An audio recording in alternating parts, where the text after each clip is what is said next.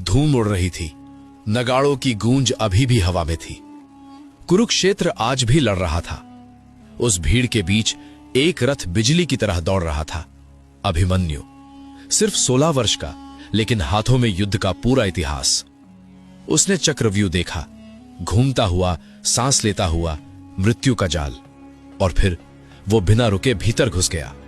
तीर चले, ढाले टूटी, पहली परत टूटी, फिर दूसरी, तीसरी, चौथी। हर वार के साथ दुश्मन पीछे हटता गया।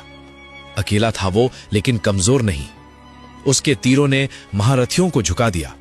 उसकी तलवार ने घमंड को चीर दिया। घोड़े गिरे, रथ टूटे, और फिर एक पल आया। हथियार टूटने लगे, पर अभिमन्यु नहीं टूटा। उसने आखिरी शस्त्र गिरने के बाद भी लड़ना नहीं छोड़ा। निहत्था था, पर निडर।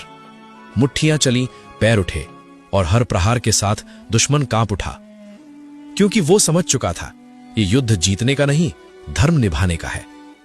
फिर नियम टूटे, पीठ पर वार हुआ। एक नहीं, कई। दुर्योधन का पैर उसके सीने पर आ गया।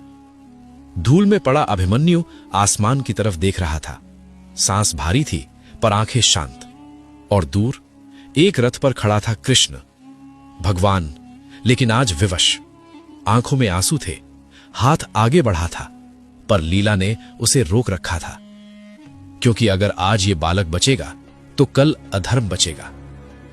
अभिमन्यु की सांस धीरे धीरे थम रही थी, लेकिन उसी क्षण इतिहास लिख रहा था।